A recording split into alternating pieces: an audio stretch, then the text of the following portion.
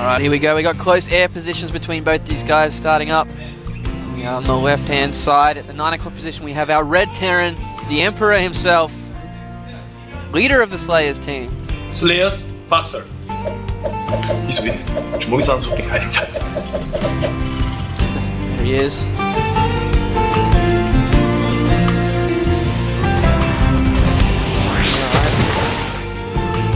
I need to find out what movie that quote is from. Yes. And down here at the 6 o'clock, his nemesis at the moment, our Blue Terran. ASD for you. I love that shirt. I'm gonna see where Gasato got that from all in one. So he's actually ASD for you. Yes.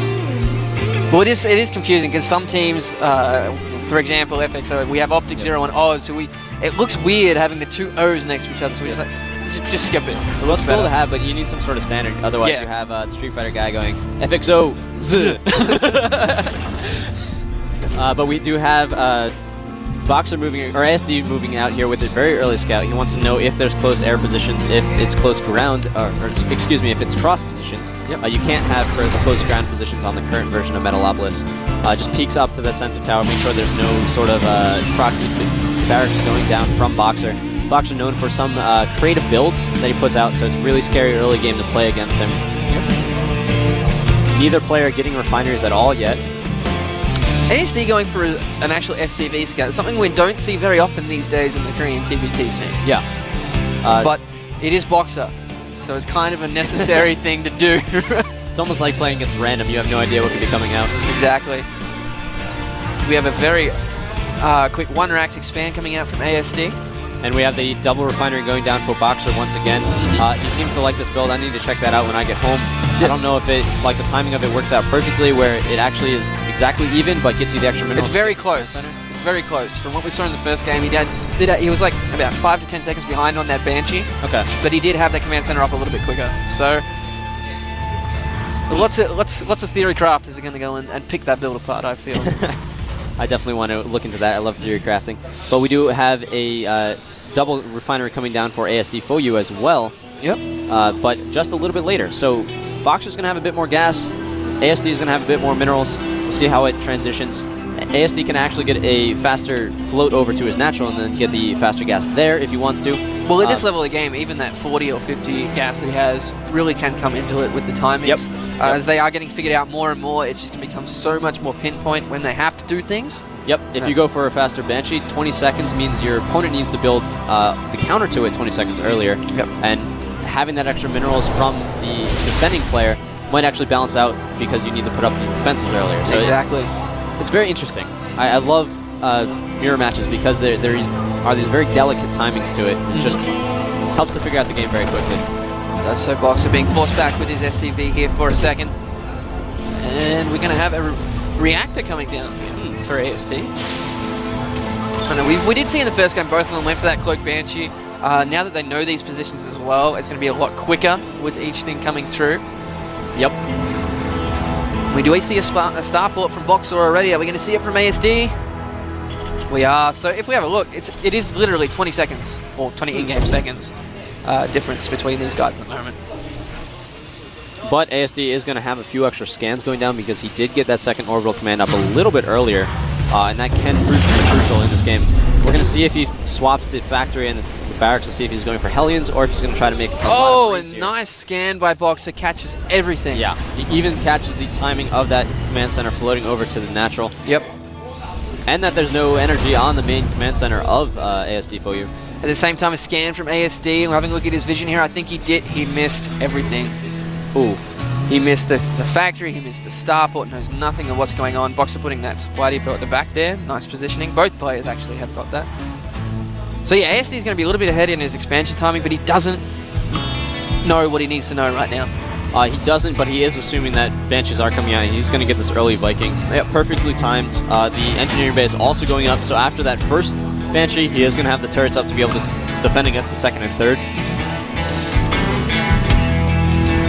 But really nice split of the units for ASD Foyu. He has the tank at the front to defend against any sort of Hellion run by. He has the Marines in the back to defend against any sort of drop or Banshees. Oh, and a very nice catch by this Viking. Forces that Banshee to go back, Cloak isn't even close to being finished yet. Yep, the Marine's completely out of position too. Looks like BoxeR is going to go and repair that Banshee, but nice intuition there from ASD. Absolutely. Does ASD have Siege mode quite yet? He's only just started it Only now. just started. So there is a nice timing for BoxeR. If he knew everything that we know, which he doesn't, unfortunately, he would be able to do a very strong attack right now before there is the Siege mode. Having that Banshee there, it does DPS a lot, and if you keep it with your Marines, the Marines can take out the Viking, which is the only true counter to the Banshee when the Banshee's microing. Alright, so this Banshee coming in already cloaked, as we do see ASD moving across into the middle of the map. He has left quite a few Marines and a Viking there. He's got the turret up already, so he's just ready for everything at the moment. Yeah, and BoxeR is getting Blue Flame as well. He does have two Vikings, two Banshees hiding around here. Really Second nice, factory. really nice move by ASD for you. He moved out with his force, took control of the Zelnaga Tower, then moved his force back just to be safe. However, he does lose that one Marine that was guarding the Zelnaga Tower. Cloak going to be ending very soon for this Banshee, but not before it can peek in and see exactly what's going on. Now, I think we talked about this in the other game, but I really do like how a lot of players these days are threatening the scan, but actually saving it, forcing the Banshee to actually back off and not do as much damage. Yep. And saving that scan as well. I really like how that dynamic's coming into it. Because then it goes into the next stage, and is he not going to scam me? I'm just going to stay here and keep doing damage. So I like to see how the mind games work between the things like that. But that's just me personally. No, I completely agree with you, and I think most people would. But that's the thing that a lot of people forget, is a single scan, if that were a mule instead, the mule mining would get 270 minerals over its life. So anytime you force a scan, you're essentially costing your opponent 270 minerals over time. Sensor tower going down for ASD Koyu. He just wants to be sure that no drops are going to come into play. But they are right now, and this is going to be beautiful timing for that sensor tower. Absolutely. It is going to finish. It's about 5 seconds away. It's going to see it right as this dropship is about to come through. They are Blue Flame Hellions as well, Torch. Yep. I love my Blue Flame Hellions. So he does see that it is there. He is going to try to pull back.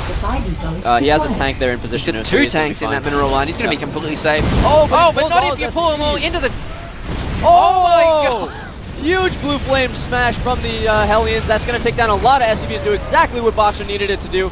Some of the another Hellion in the other mineral line just kind of scaring them a little bit. Oh, now he's doing No. Almost took out the rest of them. That was a beautiful play by BoxeR. Yeah, that was really bizarre. I think he was just scared about him going around on the left-hand side, catching it more, and then just completely grouped up.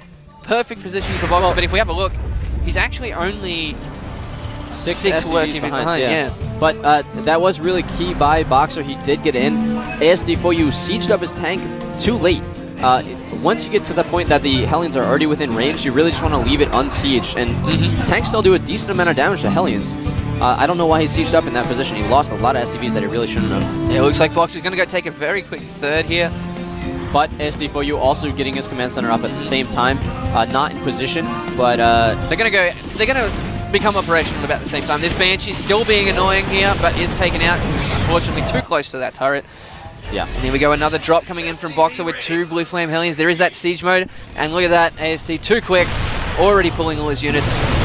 Yep, no damage going on that time, but it does scare him to move his SCVs away. Does not want a repeat of last time.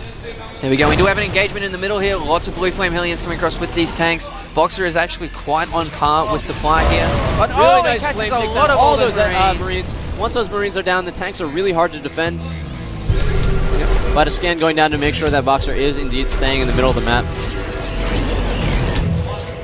No, I just can't stress enough how important this sensor tower has been in this entire game. Yeah. It has caught two drops. It's caught him moving across the map. Like, even if this sensor tower was maybe an inch or two higher, it would catch everything coming down that attack path as well. Yeah. Good position, not the perfect position that he could have, but if you have it too close to your cliff, BoxeR could actually just drop and take it out very easily with some Marauders or Marines. BoxeR actually making 6 more barracks over the top here at his natural, putting a lot of reactors down. He's got 4 reactors in there. He is also being very safe compared to last game. He's getting those upgrades for his bio units a lot earlier. Yep. Hopefully that will help him to be able to have a strong maneuverable force. And on a map like Metalopolis, that's really, really important when you move into the late game. Yeah, ASD being a bit hesitant to move out. Whoa, we do have a drop coming over here in the main. Does not many units here for BoxeR. He does lose that tank. There are 4 Vikings. They're going to be able to take out all these medivacs, but he's going to lose one of the Vikings here. ASD, nice control coming through. He's trying to focus down that sensor tower. Does get a lot of these tech labs as well. The blue flame Hellions coming through. There is nowhere for these units to run. Nowhere for them to run, but one Hellion is keeping the rest of the units of BoxeR back, not doing as quick of damage as he really should. Not too terrible damage for BoxeR. He did lose the tech lab, but nothing else serious, and he did trade off the units quite nicely. So it gave the intel to ASD for you of exactly what BoxeR's doing, but still one Marine sitting there. One Marine. He got left behind. He was falling asleep there. There we go. So BoxeR's third was actually up quite a bit earlier than ASD's. Yep. It was a little bit hesitant to actually move that across there, but we are seeing pretty much not only was his third up earlier, but he also has those 6 barracks off in a position that didn't get scanned. They didn't get scouted by the drop. Yep. So this is going to be a huge surprise attack from BoxeR if he moves out in a little while. Looking at the unit compositions here, they're pretty much dead even. There's 3 to 6 Vikings, 5 to 6 tanks, but BoxeR is starting to climb away in the Marine count just because of all those reacted barracks. And it looks like we are going to have an engagement here. No. And he is going to get those shields up early. Bio shields are very critical against when you're playing against Marines, because every little damage that you take away from the Marines really decreases their DPS. Also, there's a ton of blue flame Hellions out here for BoxeR, so if you can position them right, he can take down a lot of Marines very, very quickly. Nice little scuffle going on. The Marine just barely dies. 3 health left on that Marauder. Oh, this one Marine at the top does spot this force here by ASD for you. Looks like BoxeR gonna come up and defend this. Doesn't want him to, it's extremely mobile Bioforce to come in and actually take out his third. Yeah. He could have actually come behind, but he didn't want to fight the reinforcements like ASD for you just brought in. One little medevac grabbing a task force of units and going to try to go around the map. I think BoxeR saw it too. He's moving back. Yep. And that might actually be exactly what ASD for you wanted. He knew he had a slightly smaller army right there. So he did want to try to keep BoxeR away for a little while until he can reinforce and build it up. He is doing a great job of engaging slightly, pulling back and picking off as many Hellions as he can for his little losses. Yeah. And that's what it seems to be his game plan at the moment. There are a lot of Marines in the unit mix here for BoxeR. Now 52 Marines to 27 for ASD Foyu, but he does have a lot of Marauders as well. But those Marines do actually do a pretty nice job of countering the Marauders in a straight-up fight. Well, they put a buffer zone in between his Marauders and BoxeR's tanks, and that's what he wants to happen. And here, this drop that did come off from the main force is going to go in and take out a lot of SCVs here. BoxeR is going to pull them without only losing. Oh, at the same time, he's going to do a drop in the main as well, but this is exactly what ASD didn't want to happen. All these units are actually coming back. BoxeR splitting up his army, cleans out this drop.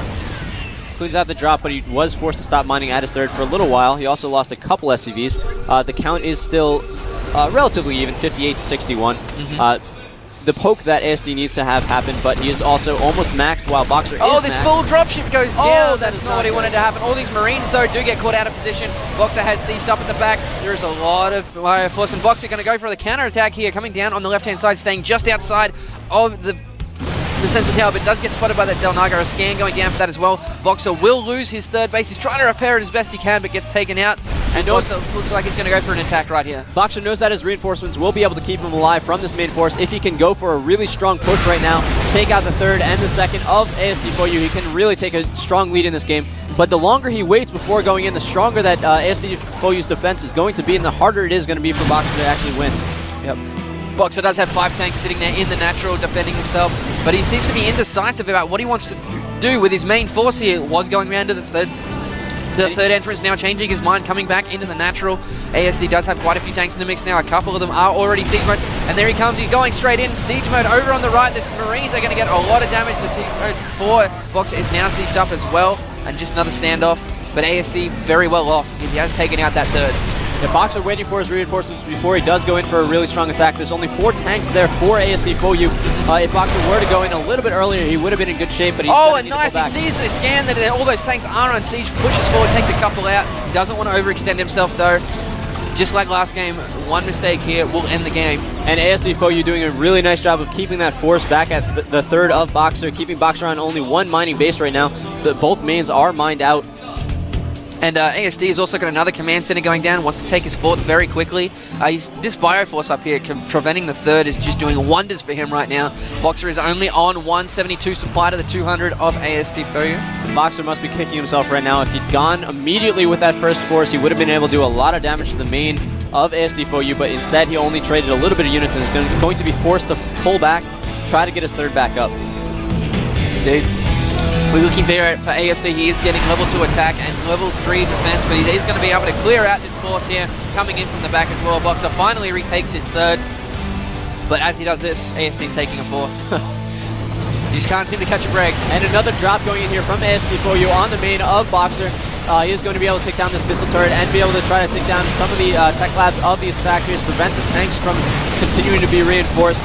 It's really not what BoxeR wants to have happen at this position. Looks like he's just ignoring it at the moment. There are some few Marines there, but they're just completely ignoring it. Looks like BoxeR wants to go for an attack, but a scan right on top of where his army is, still ignoring this drop here at the back. Both factories have gone down. He's actually losing a refinery as well. Coming through, losing a lot of supply depots. He is actually going to get supply blocked if he loses another depot.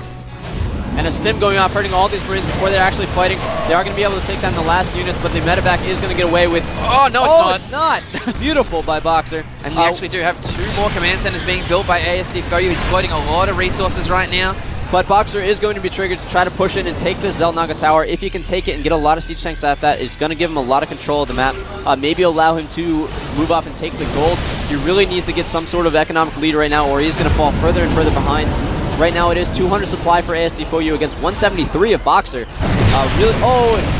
These turrets are going to take out. No, they didn't. Almost got that drop ship. The Vikings a little bit too far forward. Are still being hit by that turret.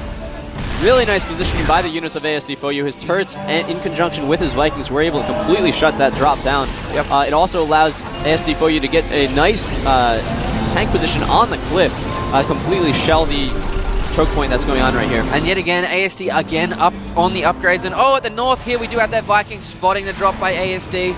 He is exactly what BoxeR needs. He needs, exactly. But we do have 2 more command centers just being morphed into orbital commands here for ASD4U. Probably going to take 2 more bases right now. A lot of SCVs dropping to this drop as well. And it looks like BoxeR's trying to split up the attention of ASD right now. And BoxeR's Marines saying, what, did you run out of Marines? Yes, he did, so he is throwing his SCVs at the Marines of ASD4U. They do kill one of them. A stim coming in from ASD. He's going to go straight through here for BoxeR's force, trying to back up. There's just not enough there. Half of BoxeR's army is being completely obliterated by the full army of ASD. BoxeR not doing anything with the other half of his army. He could move in, he could back up, but instead he's just staying there, not doing anything. He does unsiege. Maybe he's going to move now. Really being very indecisive in this game. He can't be letting this happen. He's going for it now, but he is going to lose that third yet again. I think BoxeR realizes he's too far behind at this point. He has to go for it. There aren't many reinforcements here for ASD. It might actually turn into a base race because there's nothing here for BoxeR either. He's only got a handful of Marines. And here we go. BoxeR is actually getting shelled quite a bit by the tanks on the top of the field. The scans going down for everyone. That turret still being amazing in that position. Yeah, that turret definitely being clutch in this battle. It prevents the drops a little bit, forcing them to be a lot further out than they want to be. But at the top, a lot of these Marines are actually on red health. All the SCVs being pulled here. Oh, the Marines are dropping very quickly, but all these tanks at the back are now being siege met, and they're goodbye for BoxeR's army. He still is in the main here for ASD, but ASD is also killing all of his production facilities. ASD has a lot more command centers, and I think this might be over. This is definitely going into a base trade situation, but ASD's army is quite large. He's at 175 supply to BoxeR's 98. Oh god. Oh god. Oh god. I think couldn't have said it better right there. I think we might need to be changing an A to a B. Alright, so we do have ASD just completely tearing apart all of these production facilities. At the same time, he is taking his 5th base. A lot of these units here for BoxeR moving into the main. A lot of Marines just sitting back. ASD is maxed out. It looks like he might want to go and try and pincer this army because this is all that BoxeR has left. A stim going down here for all these Marines. Coming and taking a lot of tech labs out as well. The advantage that BoxeR does have, though, is his Marines are fully sorry to cut you off, but here we go. The Marines coming in from the bottom, taking out all the tanks. Now coming in from the top with the Marines and SCVs as well. BoxeR's army is completely cut apart. He's down back to his only 1 base. This cannot be feeling good. No. And ASD4U feeling the opposite. Very, very good and taking a 5th right now. BoxeR doing everything he can to stay back in this game, but he does not realize that there is the 4th over here there on the right-hand side. Hasn't even scattered it, and there's the GG. Slayer's BoxeR, the Emperor, drops down to Cookie. It's unfortunate for BoxeR, I'm sure, but it is a very hard job to do, both managing a team, coaching, yes, doing all his publicity as well, and playing as a player. I think ASD for you also feeling some of this. You do not want to be knocking out BoxeR. No. You feel good that you do, because BoxeR is a legend in StarCraft, even in StarCraft 2 so far. But at the same time, you feel bad because he's a legend. Yeah, a lot of these new players grew up watching BoxeR on TV. Yeah. He was their hero, still probably is their hero, still my hero. It's going to be interesting to see how he comes back from this, if he's going to try to practice a lot more, if he's going to move more into the coaching role, trying to do Depends a lot on more where he media. wants to put his priorities. He has he has to pick one or two things and just go with it. You can't do any more than that. And we'll see over the next couple of months which way he wants to go. We know he, of course, has that shoulder injury. He might want to wait until that's over to try and come back, but he still does have a very successful team. Slayer's doing very well. They've won the last 2 team leagues. They did fall 4-3 to MVP in the first round. Yep. But that's the first round. It is a 3-month-long team league this time. It's going to go on for a long time, and I can't wait for the rest of those matches. A true league, yes. Not just a league tournament. Well, to me, the team league's always more interesting. Yeah, and you a lot got of people a lot of personalities that come out.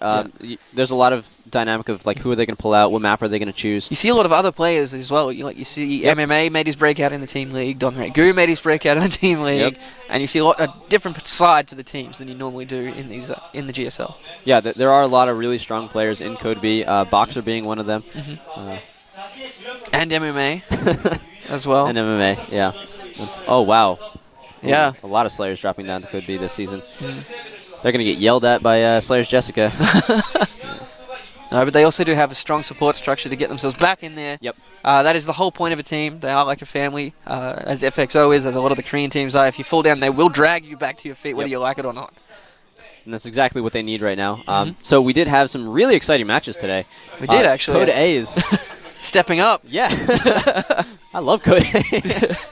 But, so we did have... actually, I'll wait till the graphic comes on the screen. Talk about that. But, I don't know. It really does speechless. feel like the Code A and Code S are starting to close the gap. A lot more stronger players are coming through. A lot of the weakest players are eventually dropping out. So we're just seeing more and more competition come through. And to me, Code A from today's games... just as exciting as Code S. But also that since Code A is a lot shorter now, yes, you get to the top 8 in 1 week, it allows you to go to a lot more foreign events. Yeah. So these Code A players are actually able to show how good they really are by going to foreign events and taking 1st, 2nd, 3rd, 4th, 5th, whatever.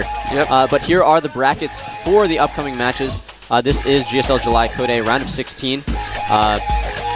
We are going to see on Thursday at 1:10, we're going to see Dream versus Lovesick. Wait, no. Yes. I'm fine. I can't. The screen's all the way over there. And we got Lenok versus Yoda. Czech versus Noblesse. Noblesse really impressed me the other day. Yeah. Definitely a player to look out for. Tassadar versus Ryung. Tails versus Vanvant. Sheth versus Puzzle. Definitely watch that one. And we also have Happy versus Yu-Gi-Oh! And Jinro versus ASD. And I want to see how Jinro holds up to ASD. He played extremely well today. That's true. ASD also showed that he has really strong Terran versus Terran. Yep. BoxeR having a few mistakes, though. But tonight will be casted by myself and Wolf, because he didn't need to take a break. He casted all day yesterday, as I'm going to do today. Can't really kill him with casting. Yes, we can. Yes, we can. We're going to have OGS Top, Fruit Dealer, ST Virus, and MVP Genius. Actually, no, this isn't. Is this tonight? Yep, this is tonight. Yeah, okay. And we also have I Am Lucira, Marine King Prime, Xenix Coca, and Slayers Alicia coming up. And as you're saying, this is being casted by you and Wolf. Tastosis will be back starting tomorrow, casting the GSTL, and then they will do the remainder of Code S for this season. Yep. Sorry, they did go on a vacation, a very much deserved vacation. They're doing a great job at casting a lot of these games, making them extremely entertaining for you guys, and growing StarCraft 2 and esports as a whole. So give them your support. Let them know how you can do. Let us know how we can improve. You can get at us on Twitter. My Twitter is Torch Gaming. Yours is FXO Unstable. Yep. And we really want to hear your feedback and let us know how we can do it to get better. So we will catch you tonight for Code S, and we'll be back. We'll be done. Have a good one.